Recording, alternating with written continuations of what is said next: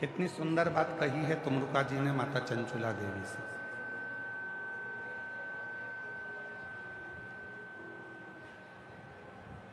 तुमरुका जी चंचुला देवी से कहते हैं, चंचुला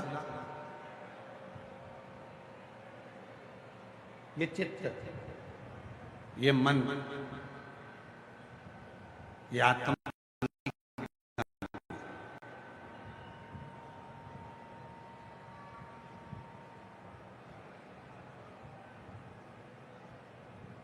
इस जीवन को सबसे ज्यादा शांति अगर मिलेगी तो केवल दो जगह मिलेगी।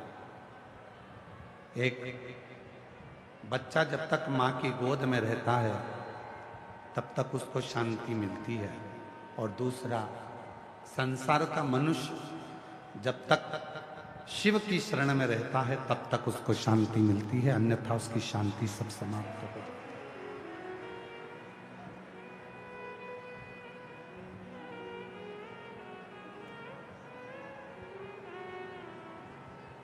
आप जब तक भगवान शंकर के चरणों में हैं, आप जब तक शिव की शरणागति में हैं, जीवन का सारा सुख आपका है, जीवन का सारा आनंद आपका है। और आप महसूस करेंगे 7 दिन की शिव महापुराण की कथा में, आप जब तक कथा के पंडाल में बैठे हैं, हृदय से बाबा को अपने मन का भाव कर रहे हैं, हृदय से बाबा को अपने मन की बात कर रहे हैं, आपको ये महसूस होगा कि मैंने अपने हृदय की जो बातें थी, मेरे हृदय की जो बात थी, मेरे दिल की जो बात थी, मैंने सब शिव को कह दिया। अब मैं भीतर से एकदम हल्की हो गई, अब मैं भीतर से एकदम हल्का हो गया। क्यों? आज के जमाने में दुनिया के लोग बहुत दूर दूर जाकर सुख प्राप्त करना चाहते हैं। कहाँ जा रहे हो? मैं वहां जा रहा हूं दर्शन करने के लिए, मैं तीर्थ जा रहा हूं, मैं ज्योतिर्लिंग जा रहा हूं। बहुत दूर दूर जाना चाहते हैं। क्यों? क्योंकि वहां हो सकता है कि थोड़ी सी शांति मिल जाए, थोड़े मन में थोड़ी सी शांति प्राप्त हो जाए। घर से दूर क्यों जाना चाहते हैं? क्योंकि थोड़ी सी शांति मिल जाए।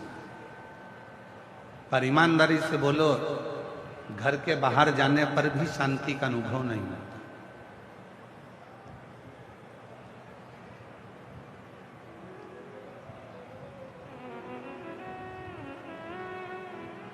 माहेश्वरी समाज की उत्पत्ति भगवान उमा और महेश से हुई है। संपूर्ण जगत में जितना भी माहेश्वरी समाज दिखता है वो सारा के सारा भगवान महेश और माता उमा की देन है।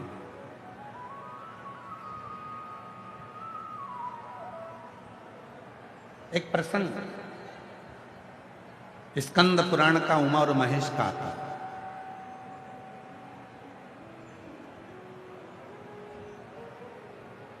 भगवान शिव की 51 शादियों में से एक शादी का प्रसंग है भगवान महेश और उमा के विवाह का। शिव जी की जो 51 शादियां हुई हैं, कात्यायनी, कुष्मांडा, चंद्र घंटा, स्कंधा, उमा, महागौरी, कालरात्रि, धुमेश्वरी, कमला, मातंगी, बगला, ऐसी जो शिव जी की अर्धांगिनियों के रूप में जो मां विराजमान हुई, तो उसमें एक नाम आता है माता उमा का, जो भगवान महेश से विवाह हुआ, भगवान शिव से विवाह। और बड़ा सुंदर प्रसंग भीलवाड़ा नगर से इस कथा को प्रारंभ कर रहे हैं। उमा महेश की इस पवित्र आनंदमय लीला से कथा की शुरुआत करते हैं। माता उमा आज भगवान महेश के पास में हिमालय के शिखर पर बैठी हुई।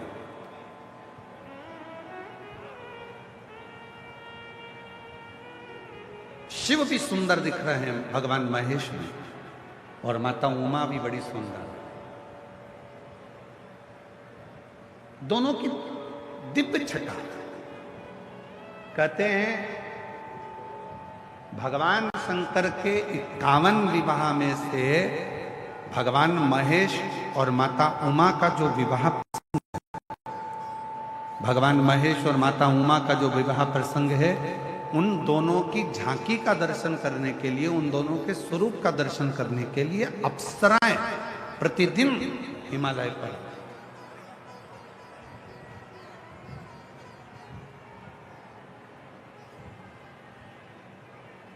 प्रतिदिन अप्सराएं आती थी।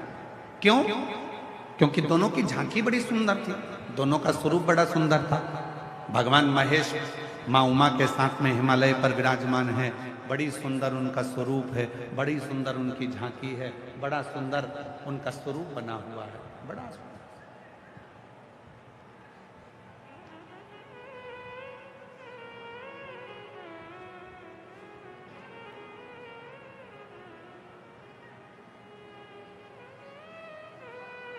तभी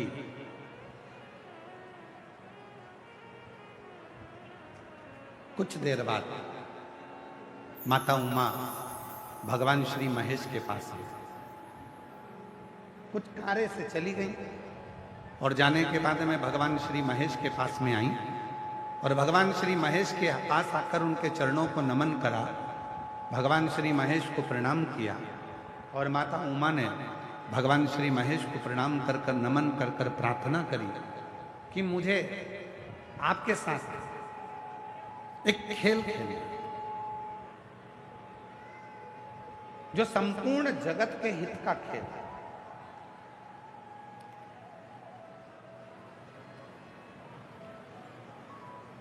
और वो खेल कोई साधारण नहीं होगा, जो स्वयं भगवान शंकर, भगवान महेश मां उमा के साथ में खेल रहे हैं।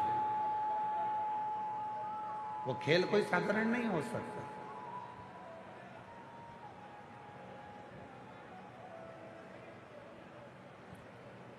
मेरे भगवान श्री राम जी ने बाल्यावस्था में जितने खेल खेले, वो संपूर्ण जगत के कल्याण के लिए खेले। मेरे भगवान कृष्ण ने अपनी बाल लीलाओं में जितने भी खेल खेले, वो संपूर्ण विश्व के कल्याण के लिए खेले। और मेरे भगवान शंकर ने भी माता पार्वती के साथ, माता सती के साथ, माता उमा के साथ, मां कात्यायनी के साथ, मां कुष्मांडा के साथ, मां स्कंदा के साथ जितने भी खेल भगवान शिव खेलते हैं, वो पूरे विश्व के कल्याण के लिए, जगत के कल्याण।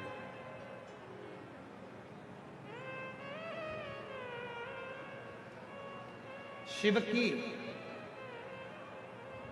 भीलवाड़ा वाले थोड़ा ध्यान देना, शिव की कोई भी लीला अगर होती है तो उसमें कुछ ना कुछ शिव जनमानस का कल्याण करने वाले होते हैं, तो ही वो लीला होती है, नहीं तो शिव की लीला होती ही नहीं। जितने भी शिव भक्त बैठे हैं, अगर आप शंकर के मंदिर में एक लोटा जल चढ़ाने के लिए जाते हो, शिव जी के मंदिर में अगर एक लोटा जल चढ़ाने के लिए जा रहे हो, तो ये सोचकर मत जाना कि अनीता जा रही है, कि सुनीता जा रही है, कि ललिता जा रही है, कि कमलेश जा रहा है, कि विमलेश जा रहा है, कि मुन्ना जा रहा है, कि पप्पू जा रहा है, कि धीरेन जा रहा है, कि विजय जा रहा है, कि विमल जा रहा है, कि आशीष जा रहा है, कि प्रदीप जा रहा है। ना ना ना, ये सोचकर तुम शंकर के मंदिर में जल चढ़ाने मत जाना। तुम ये सोचकर जाना कि शंकर के मंदिर में जल चढ़ाने के लिए किसी की सामर्थ्यता नहीं है कि कोई शिव के मंदिर में जल चढ़ा ले। खुद शिव पुराण की कथा कहती है, रामचरितमानस वर्णन करती है, जब समुद्र रास्ता नहीं देता, सब हार चुके थे, तब किसी ने विवेक दिया, शिव जी की साधना करो, शंकर भगवान से प्रार्थना करो। तब किसी ने उपदेश दिया, शिव की साधना करो, शंकर भगवान का भजन करो, शिव को एक लोटा और एक लोटा जल जैसे ही राम जी ने चढ़ाया, वो एक लोटा जल सारी समस्या का हल। एक लोटा जल मेरे राम जी ने चढ़ाया, लंका का राज्य मिल जाता है। एक लोटा जल मेरे भगवान कृष्ण चढ़ाते हैं, जिनकी 16,108 रानियां, 16,108 रानियां होने के बाद भी, 16,108 रानियां होने के बाद भी जिनके घर संतान नहीं थी, गर्गाचार्य बाबा के कहने पर एक एक रानी के साथ बैठकर 11-11 दिन तक शंकर जी को जल चढ़ाया है, शिव का अभिषेक किया है, पार्थिव लिंग का पूजन किया। तब भगवान शिव प्रसन्न होकर वर दे दिए, तुम्हारी एक एक रानी से 11-11 संतान होगी। तब 10 छोरा, एक छोरी, 1,77,186 बच्चे भगवान कृष्ण के हो गए। वो एक लोटा जल सारी समस्या का हल। राम जी ने जल चढ़ाया, लंका का राज्य, लंका। और केवल यहीं तक नहीं है,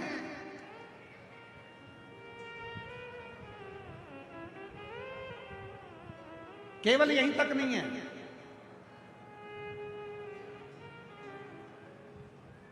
ब्रह्मा जी का सिर कट गया, काल भैरव ने सिर काट दिया, कर्मनाशा नदी उत्पन्न हो गई, ब्रह्मा जी के सिर से बड़का पेड़ उत्पन्न हो गया, ब्रह्मा जी के चारों मुख नेत्रों से नीर बहने लगे। शिव ने कहा, क्यों चिंता करता, क्यों चिंता करता? साधना करी शिव जी की, शिव ब्रह्मेश्वर महादेव के रूप में विराजमान है। वर दिया ब्रह्मा जी को, किसको नहीं दिया?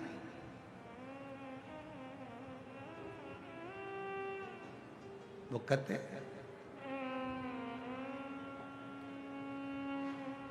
कि शिव की शरणागति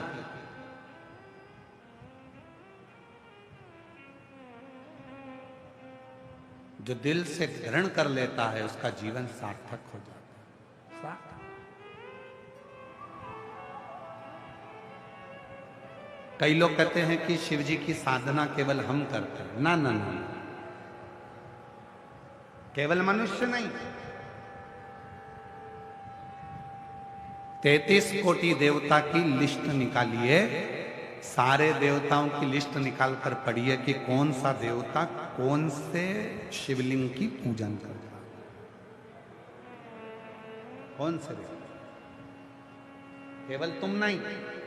इसलिए आप लोगों से निवेदन है, शंकर जी के मंदिर में जल चढ़ाने जाओ, शिव के मंदिर में जल चढ़ाने जाओ तो ये विचार कर मत जाना कि मैं जा रही हूं। ना ना ना, शिव के मंदिर में जल चढ़ाने जाओ तो ये विचार कर जाइए कि शिव की बेटी, शिव का कोई भक्त, शिव का कोई बेटा, शिव की आज्ञा से, शंकर की करुणा से उसको रिझाने के लिए वो कुछ देना चाहता होगा तो बुलाएगा, नहीं तो बुलाता है। वो करुणा करना चाहता है तो उसने बुलाया।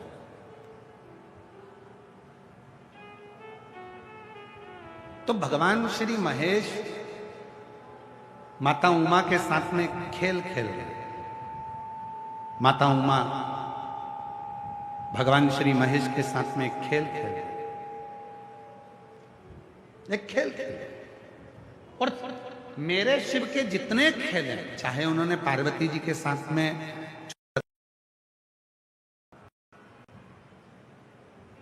चाहे उन्होंने माता सती के साथ में पर्वत बिंदु का खेल खेला, चाहे उन्होंने मां कालरात्रि के साथ में वृक्ष का खेल खेला, शिव ने जितने खेल खेले संपूर्ण जगत कल्याण के लिए खेले, संपूर्ण जगत के कल्याण। और आज भगवान महेश मां उमा के साथ में खेल खेल रहे हैं। और माता उमा ने आकर कह दिया शिव जी से, बिना महेश की आज्ञा के माता उमा कोई प्रश्न कर भी नहीं सकती और उत्तर मिल भी नहीं सकता। शिव कृपा, प्रेम, घर का प्रेम छुपा हुआ, फैक्ट्रियां हैं, बंगले हैं, लॉकर भरे पड़े हैं, बैंक में रोज का टर्नओवर अच्छा है, लिमिट अच्छी है, उसके बाद भी शांति छुपी पड़ी है। इतनी चीजें छुपी हुई हैं, जरा देखिए। केवल पार्वती उमा माता नहीं छुपी है, देखिए क्या क्या छुपा है। धन है, शांति छुप गई। घर में परिवार बड़ा है, प्रेम छुप गए। सब छुपा, मिल ही नहीं रहा। ढूंढ ढूंढ के थक गए, मिलता ही नहीं।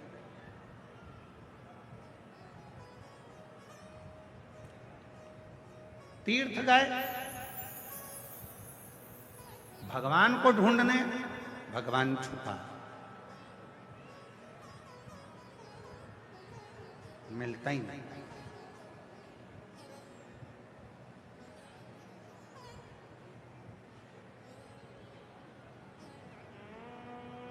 भोजन है पर औषधि छुपी हुई है, औषधि मिलती है। सब छुपा। मां उमा छुप गई, मिलती नहीं है।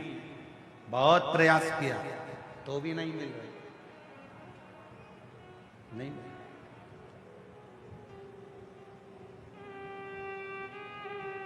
कठिन है।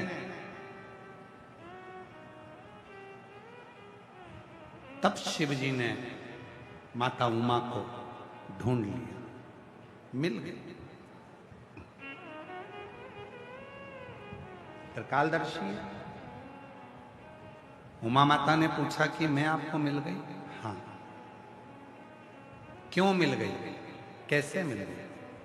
शिव जी ने जो बात कही वो संपूर्ण जगत के वासियों को सुनना चाहिए और स्मरण में लेना चाहिए। मां उमा शांति का प्रतीक है, सुख का प्रतीक है, खुशियों का प्रतीक है। कैसे मिल गई मां उमा? तो शिव जी ने कहा, उमा, जिस व्यक्ति के हृदय में मान सम्मान अपमान